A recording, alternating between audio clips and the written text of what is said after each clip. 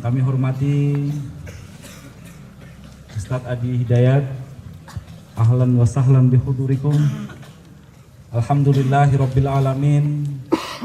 Hormatan bagi kami keluarga besar Madrasah Muallimin Muhammadiyah yang pada kesempatan kali ini Ustadz berhadapan dengan santri Madrasah Muallimin Muhammadiyah kelas 1, 2, 3, dan 4. Hadir juga bersama mereka para musyrif dan pamong. Musyrif ini yang mendampingi mereka di asrama, pamong sebagai bapak asrama mereka. Alhamdulillah mereka berasal dari kurang lebih 27 provinsi. Mudah-mudahan nanti bisa mendapatkan ibrah, mendapatkan motivasi dan tausiah dari Ustadz Adi. Dan mudah-mudahan sesuai dengan apa yang kita selalu dengungkan, Madrasah Muallimin Muhammadiyah sebagai sekolah kader 6 tahun, yang harapannya sesuai dengan visi kita dalam rangka untuk mencetak kader ulama, kader pemimpin dan pendidik di masa yang akan datang. Dan perlu diketahui Ustadz Adi, ini menjadi bagian penting dan rangkaian penting di usia kami yang ke-100 tahun. Karena insya Allah kami akan merefleksikan dan mentasyakuri usia Madrasah Muallimin Muhammadiyah ke-100 tahun. Dan mudah-mudahan ini menjadi kado istimewa bagi kami di Madrasah Muallimin Muhammadiyah. Terima kasih.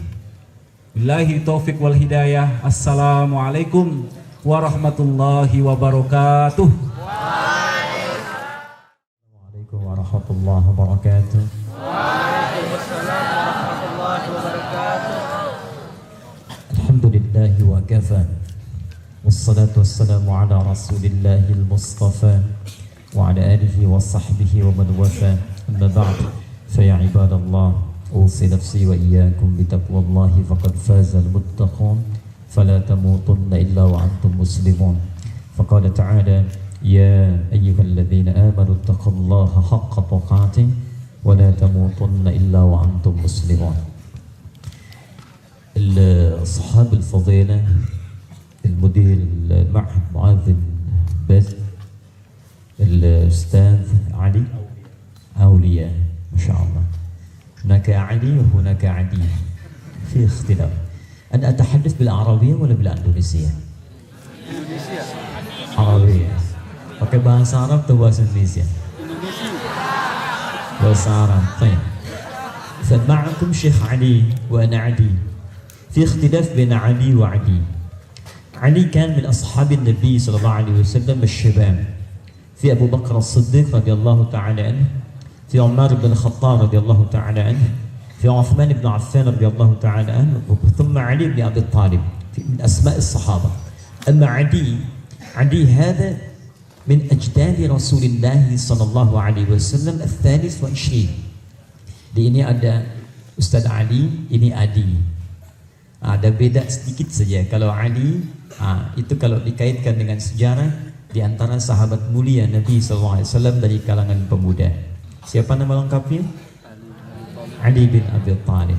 Kalau Adi dari segi sejarah itu kakek Nabi di setidaknya urutan 23. Jadi kalau kita urutkan dari Nabi Muhammad sampai ke Nabi Adam, kita temukan ada yang menyebut 21, ada yang menyebut 23, itu namanya Adi. Muhammad SAW bin Abdullah bin Abdul Muttalib bin Hashim bin Abdul Manaf bin Qusay bin Murrah bin Kilab bin Ka'ab bin Ghalib bin Fihr bin Malik bin Nadar bin Kinana bin Khuzaimah bin Mudrikah bin Ilyas alaihissalam bin Nizar bin Mudar bin Ma'ad bin Adnan bin Adli bin Muqawwam bin Nahur bin Tari bin Ya'rub bin Yasdib bin Nabit bin Ismail alaihissalam bin Ibrahim alaihissalam bin Azra bin Nahur bin Abir bin Kinan bin Arfakhshad bin Sam bin Nuh alaihissalam bin Bihlail Matushana bin Kinan bin Anwas bin Thith bin Adam alaihissalam. Jadi bertemu Adi dengan Ali. Baik. Yang ini siapa namanya? Muhammad Sanusi. Muhammad disebutkan 4 kali dalam Al-Quran.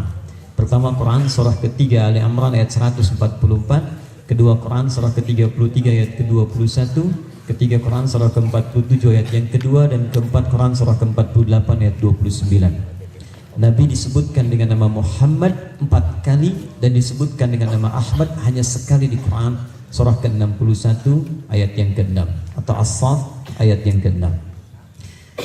Adik-adik sekalian dan ikhwas sekalian yang hadir pada malam hari ini, secara singkat saja karena kami diminta menyampaikan tausiah. Tausiah itu kalau dalam bahasa Arab sesuatu yang disampaikan singkat tapi padat. Jadi mohon maaf kalau malam ini mungkin yang disampaikan Ustaz Ali singkat saja ya. Baik, 5 menit cukup insyaallah. Tidak. 10 menit cukup? Kurang. 1 jam, baik. Boleh ya, insyaallah. Saya 10 menit, adik-adik 1 jam sampai selesai di sini.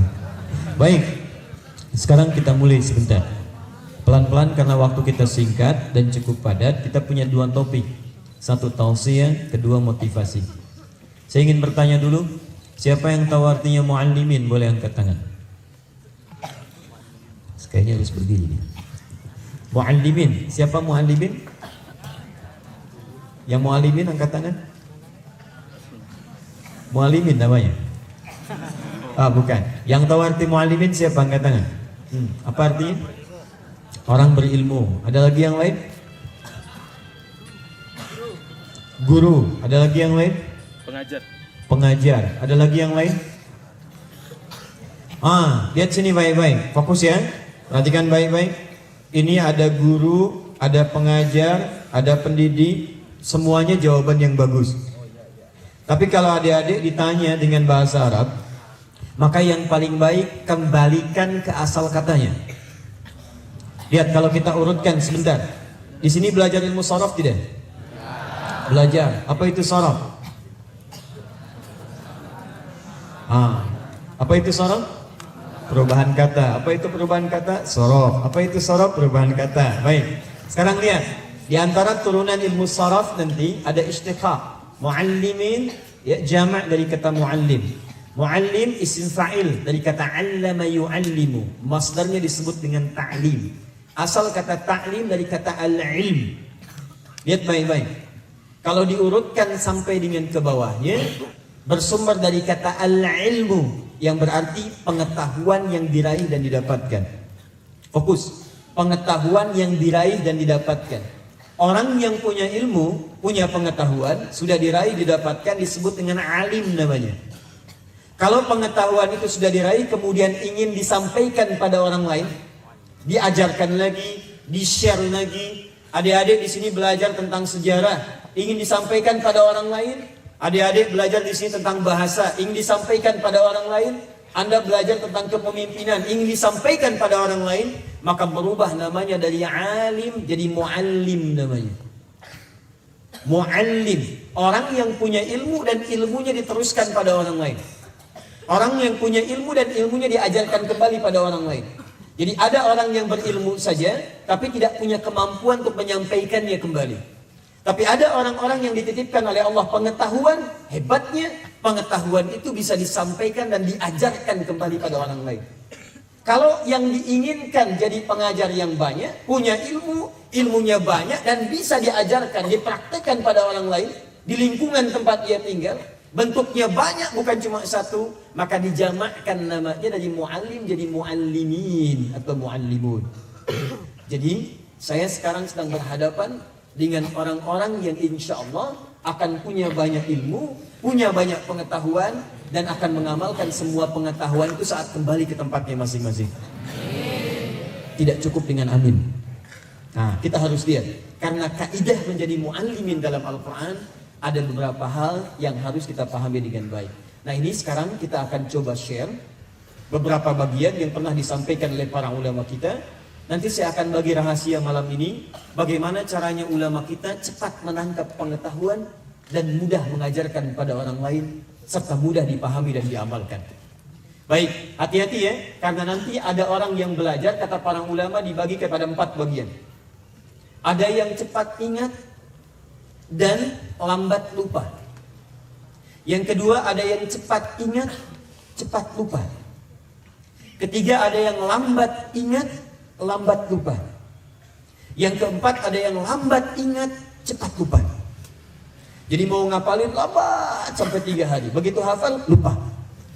Mau ujian, lupa. Nah, nanti ada tips dalam Al-Quran, bagaimana caranya supaya kita saat mencari pengetahuan, adik-adik masuk kelas, ada pelajaran, gampang kemudian dihafalkan. Ada yang ingin dipelajari, gampang dipahami. Nah, itu ada rumus-rumus dalam Al-Quran, yang rumus ini langsung diajarkan oleh Allah kepada Nabi, oleh Nabi pada para sahabat, dan oleh para sahabat diajarkan pada orang-orang setelahnya. Nanti saya buktikan pada adik-adik sekalian, dari pelajaran inilah muncul ulama-ulama besar, bahkan menemukan pengetahuan-pengetahuan yang sekarang diambil oleh Barat isinya. Siapa yang kenal Ibnu Sina? Angkat tangan. Kenal di mana? Oh, tahu. Siapa yang kenal Einstein? Angkat tangan. Siapa yang pernah dengar Einstein? Baik. Siapa yang pernah dengar John Dalton? Wah, banyak yang angkat tangan. Nanti kita akan lihat di akhir. John Dalton, Einstein, Ibnu Sina atau dikenal dengan Avicenna di Barat. Ya, teman-teman sekalian, penting diketahui yang namanya Einstein, yang namanya John Dalton, penemu-penemu sekarang umumnya mereka terinspirasi bahkan mengambil dari hasil karya ulama-ulama besar muslim. Ada Ibnu Sina, Al-Ghazali, Al-Farabi, Al-Kindi, Al-Khawarizmi dan turunan yang lain. Dan tahukah Anda sekalian, semua ulama hebat ini itu awalnya terinspirasi dari pelajaran yang disampaikan oleh Nabi SAW. Saya akan sampaikan dengan cepat. Adik-adik nanti boleh mencatat, kalau tidak silakan hafalkan. Ada 3 ayat penting dalam Al-Quran yang bisa mempercepat pengetahuan kita saat belajar. 1. Tahan baik-baik. Quran surah kedua Al-Baqarah ayat 282, paling kiri sebelah bawah. Lihat di ujungnya, langsung ke ujung ayatnya. Siapa yang bisa angkat tangan? 100.000.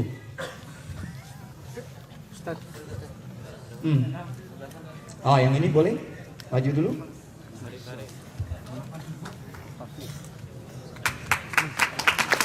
Boleh pinjam mic-nya?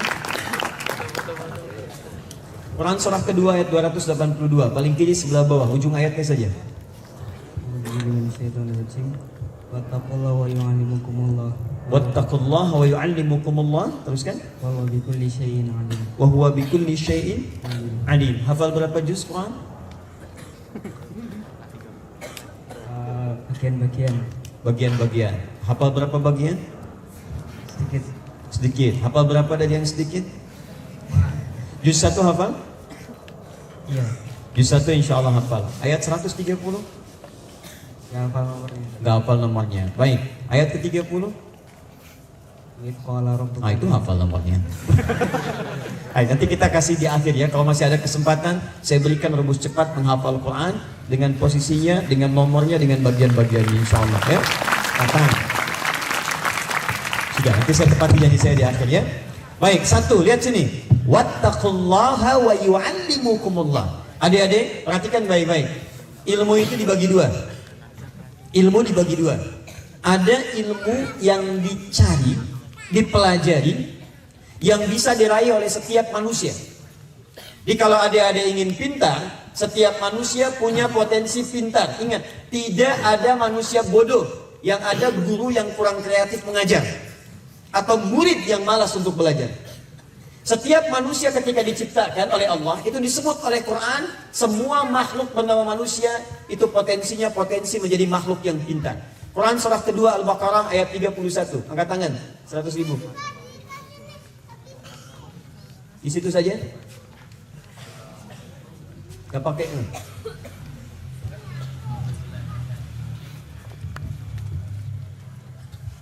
Ayo sambil berpikir sambil dikasih mic.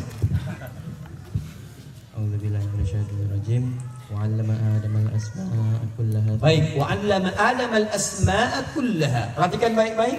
Saat pertama kali Nabi Adam diciptakan, manusia pertama yang Allah berikan bukan bekal uang, bukan materi untuk dunia, bukan kedudukan. Kata Allah, saya ajarkan Adam semua jenis pengetahuan yang memungkinkan Nabi Adam mudah menjalani aktivitas di bumi. Baik, saya tanya, Nabi Adam Nabi atau bukan? Nabi. Rasul bukan? Yang Rasul angkat tangan. Yang Nabi angkat tangan. Oh, Nabi. Banyak Nabi di Mualimin. Baik. Sudah. Nabi Adam bukan Rasul, beliau Nabi. Baik, Nabi Adam manusia bukan? Manusia. Mana dalilnya? Tahu dari mana? Quran surah ke-15 ayat ke-28. Boleh angkat tangan. Yang bisa 1 juta. Saya serius. Quran surah 15 ayat 28. Sudah, habis waktunya. Baik, wa idh qala rabbuka lil malaikati inni khaliqun bashar.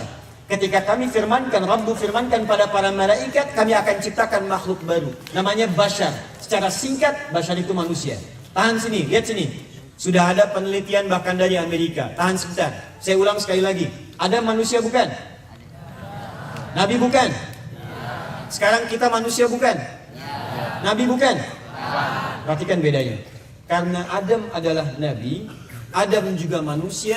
Ada nas Quran mengatakan kami ajarkan pada Adam seluruh jenis pengetahuan yang memudahkan beliau beraktivitas di bumi.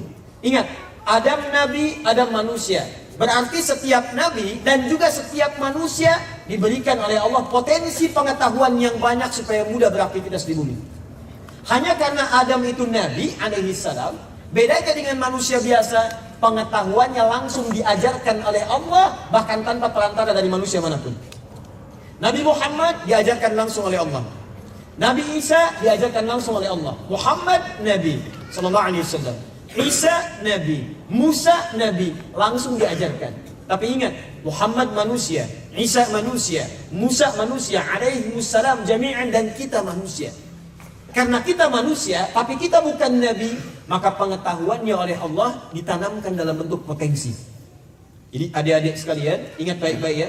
Adik-adik datang ke Mualimin, ingat Anda datang sebagai makhluk pintar dengan membawa potensi bisa jadi apapun di muka bumi ini. Anda kalau ingin jadi ahli fisika, akan jadi ahli fisika. Mau jadi ahli biologi, akan jadi ahli biologi. Mau jadi ahli matematika, akan jadi ahli matematika. Mau jadi ahli tafsir, akan jadi ahli tafsir. Dan sudah ada penelitian di Amerika, di University of California, bahwa otak manusia itu berisi paling minimal 600 juta gigabyte memorinya. Jadi kalau adik-adik sekarang punya 1 giga, kemudian Anda punya komputer atau laptop, beli hard disk eksternal atau flash yang 1 giga, itu bisa memasukkan kumpulan kitab dan buku-buku seperpustakaan. Di otak kita ini, itu paling minimal ada 600 gigabyte.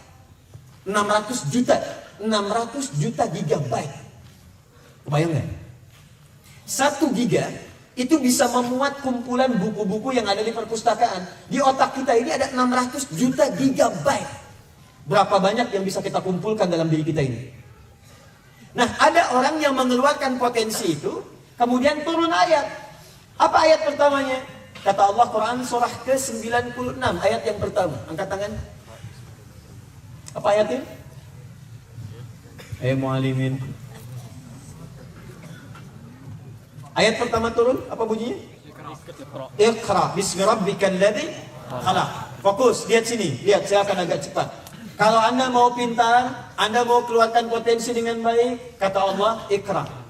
Baca. Ayo belajar. Baca, belajar, belajar, belajar. Ingat, karena ayat ini ketika diturunkan menunjuk pada pelajaran. Artinya setiap manusia, mau dia muslim, mau dia bukan muslim, kalau dia mau belajar dengan giat, maka dia bisa mengeluarkan potensi diri dalam dirinya. Jadi Anda jangan salahkan kalau ada teman-teman yang non-muslim, bahkan yang sudah kuliah, dia belum beragama Islam, dia belum dapat hidayah, dia kemudian jadi pintar. Barangkali dia mengamalkan ayat ini karena dia rajin belajar dibandingkan dengan adik-adik yang ada di sini. Jadi kalau Anda mau jadi ahli matematika, ayo belajar. Anda mau jadi ahli fisika, ayo belajar. Ingin hafal Quran, ayo belajar. Ingin jadi ahli tafsir, ayo belajar. Di standar yang pertama, kalau ingin pintar, itu belajar. Tapi Allah turunkan ayat khusus bagi orang-orang yang beriman. Seakan-akan kita berkata, ya Allah, dia belum beriman, saya beriman. Kalau dia pintar, saya pintar, lantas apa faidahnya iman saya di hadapanmu? Apa perbedaan orang beriman dengan yang belum beriman ketika dia belajar? Allah turunkan ayat khusus untuk mempercepat pengetahuan sampai pada dirinya. Itulah tadi yang dibacakan Quran surah kedua ayat 282 di ujung ayatnya. Nah saya akan agak cepat, nanti adik-adik bisa amalkan isinya, nanti saya berikan di antara contoh-contoh orang dulu yang pernah mempraktekannya. Perhatikan baik-baik. Kalau mau pintar tadi apa yang dilakukan? Belajar. Belajar pada siapa? Ahli. Ada guru. Berarti ada guru yang mengajarkan. Sekarang lihat, ada orang yang saat dia akan belajar dipercepat oleh Allah kepintarannya. Bukan tidak belajar, tapi saat guru menyampaikan kalimat tiba-tiba langsung hafal. Guru menyampaikan satu kata sudah paham. Oh maksudnya akan ke sini. Ada orang yang diajarkan harus tuntas dulu pelajaran, baru mengulang lagi, baru paham. Orang ini baru dibacakan satu kalimat, sudah paham dia akan kemana maksudnya. Lihat syaratnya. Wattaqullah. Dan tingkatkanlah oleh kalian takwa kepada Allah. Wa yu'allimukumullah. Saat takwa kalian meningkat, maka Allah akan ajarkan pada kalian tambahan pengetahuan. Baik, sekarang saya mau tanya sebentar. Yang punya pengetahuan siapa? Allah. Yang punya rizki siapa? Allah. Yang punya kemudahan siapa? Allah. Nah, sekarang gini, saya punya handphone ini. Adik-adik ingin handphone ini. Datangnya kemana? Datang ke Ustaz, pinjam handphone, minta handphone, dikasihkan. Sekarang Allah yang punya ilmu, Allah punya pengetahuan. Kalau kalian ingin cepat punya pengetahuan, datang pada siapa? Allah titipkan pengetahuan kepada para guru mengajar. Kalian bisa mengajar dari para guru. Tapi ada orang-orang yang mendatangi Allah secara langsung lewat ibadah. Allah tambahkan plus pengetahuan dibandingkan dengan orang yang sekedar belajar kepada guru. Belajar pada guru itu penting karena itu wasilah. Tapi kalau kalian ingin dipercepat pelajaran dari guru, kata Allah, tingkatkan takwa kepada Allah. Saya ajarkan kalian tambahan pengetahuan. Nah sekarang, mohon izin, saya ingin tunjukkan kalau adik-adik bertanya, Ustaz, malam ini kami akan mulai meningkatkan takwa kepada Allah. Dari mana memulainya? Fokus. Kalimat takwa disebutkan di Quran setidaknya 115 kali. Dari 115 kali ini, itu dibagi pada 2 bagian. Adik-adik bisa amalkan malam ini, nanti saat saya kesini lagi, kita lihat nanti perbedaannya. Kalau ada orang tua atau teman-teman guru di sini, saya mohon tolong dampingi siswanya, karena akan terjadi percepatan-percepatan yang tidak biasanya. 1, kalau disebutkan kata takwa dalam Al-Quran, maka makna yang pertama, bentuknya ibadah ritual. Ibadah ritual, menyembah Allah Subhanahu wa Ta'ala. Contoh, Quran surah kedua Al-Baqarah ayat kedua sampai dengan ayat yang kelima. Angkat tangan. 200.000.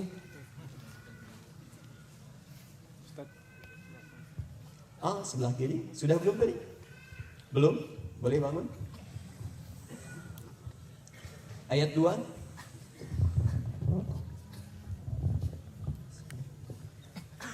Bismillahirrahmanirrahim.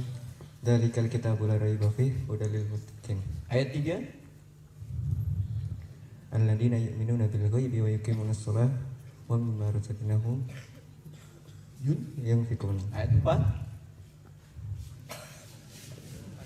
Walladzina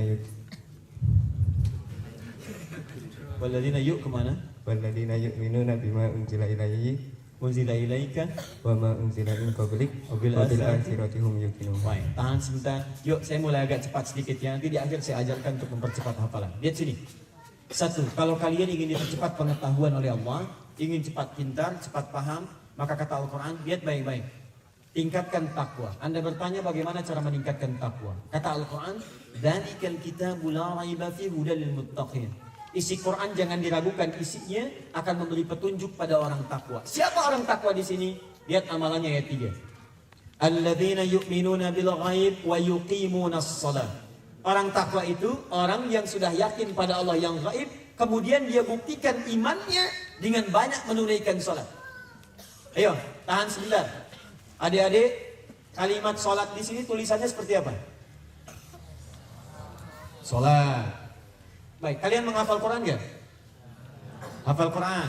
Menghafal dari Al-Baqarah atau juz terakhir? Juz terakhir. Baik, lihat baik-baik. Tulisan salat di Quran itu ada 3 jenis. Ada alif, lam, shad, lam, alif, ta marbutah. 1. Ada alif, lam, shad, lam, wawu, alif tegak, ya, kemudian ta maftuhah. Quran surah kedua ayat 238. Ada alif, lam, shad, lam, di atasnya ada fathah tegak, waw, tak marbutah. Di Al-Baqarah ayat 3 itu disebutkan dengan bentuk yang terakhir. Kalau bentuk pertama itu cuma sekali sholat. Bentuk kedua itu cuma sholat fardu 5 waktu. Dalilnya Quran surah kedua ayat 238. Tapi kalau disebutkan bentuk yang ketiga, sholat, alif, lam, shad, lam, alif fathah tegak, waw tak marbutah. Itu artinya jam'ul jama', salat yang banyak ditunaikan melebihi salat fardunya. Baik, kalau salat lebih dari salat fardu, salat apa namanya?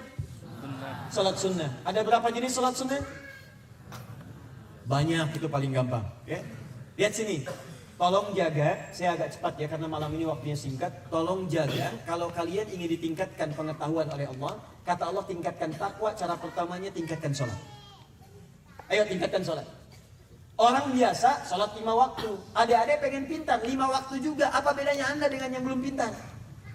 Jadi kalau pengen pintar tambah dari yang biasa, maka Allah akan berikan pengetahuan pada kita jauh dari yang biasa-biasa.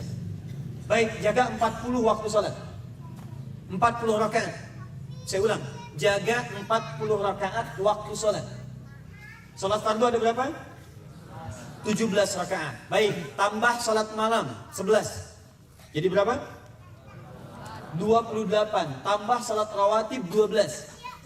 Jadi berapa? 40. Saya rinci ya, saya agak cepat. Salat fardu berapa? 17 rakaat. Tambah salat malam berapa? 11 rakaat. Dalilnya Al-Bukhari nomor hadis 2008 sampai dengan 2010 dari Sayyidah Aisyah radhiyallahu taala anha. Kata beliau, yusalli arba'an thumma yusalli arba'an thumma yusalli thalatan. 11. Tambah 12 rakaat yang rawatib. 2 rakaat sebelum subuh, 4 rakaat sebelum zuhur, 2 rakaat setelah zuhur, 2 rakaat setelah maghrib, 2 rakaat setelah isya. 2 rakaat sebelum subuh, tambah 4 rakaat sebelum zuhur, berapa? 6. Tambah 2 rakaat setelah zuhur, berapa? Tambah 2 rakaat setelah maghrib, berapa? Tambah 2 rakaat setelah isya, berapa? Baik, dalilnya At-Tirmidzi. Saya ulang, dalilnya At-Tirmidzi. Apa namanya? At-Tirmidzi, nomor hadis 524 dari Ummu Habibah radhiyallahu taala anha. Perhatikan baik-baik. 12 tambah 11 berapa? 23 tambah 17 berapa? 40. Mulai malam ini saya sarankan jangan pernah tinggalkan tahajud, bangun malam, besok mulai kerjakan sholat fardu dengan sholat sunnahnya. Siap insyaallah? Saya ulang, siap insyaallah?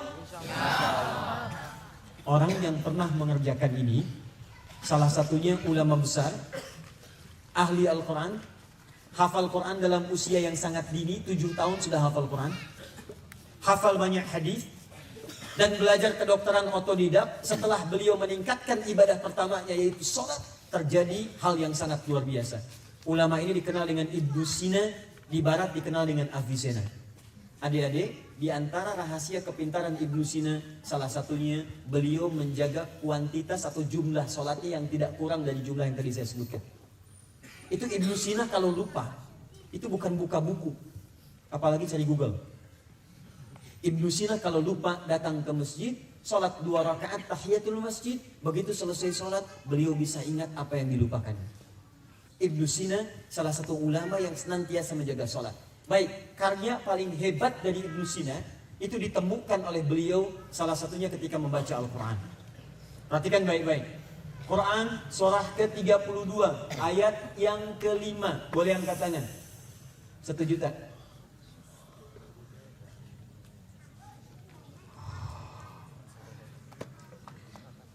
Turun 500 ribu. Turun 250 ribu. Turun 100 ribu. Baik, nanti baca Quran surah ke-32 ayat ke-5 dengan awal surah Al-Ma'arij. Ibnu Sina membaca 2 ayat ini, menganalisis kemudian malaikat yang naik turun dari langit ke bumi dengan kecepatan cahaya. Malaikat diciptakan dari cahaya, naik turun ke bumi, di satu harinya sama dengan 1000 tahun, kemudian dihitung-hitung apa yang terjadi. Muncullah kemudian sebuah teori yang dituliskan dalam kitab Al-Basair, yaitu kecepatan cahaya ditemukan oleh Einstein di kemudian hari dan di copy paste, diambil jadi rumus, dikembangkan IMC kuadrat. I sama dengan MC kuadrat. Yang menemukan teori relativitas asalnya bukan Einstein tapi Ibnu Sina.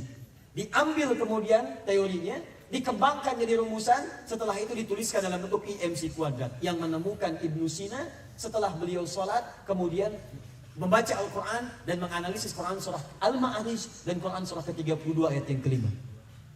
Baik, siapa yang kenal dengan John Dalton? Tadi ada yang kenal, boleh angkat tangan. Penemu atom siapa? John Dalton, bukan. Yang menemukan atom itu bukan John Dalton. Ternyata yang menemukan atom namanya Jabir ibnu Hayyan. Orang Islam, rajin sholat, dekat dengan Allah. Adik-adik tahu apa yang terjadi?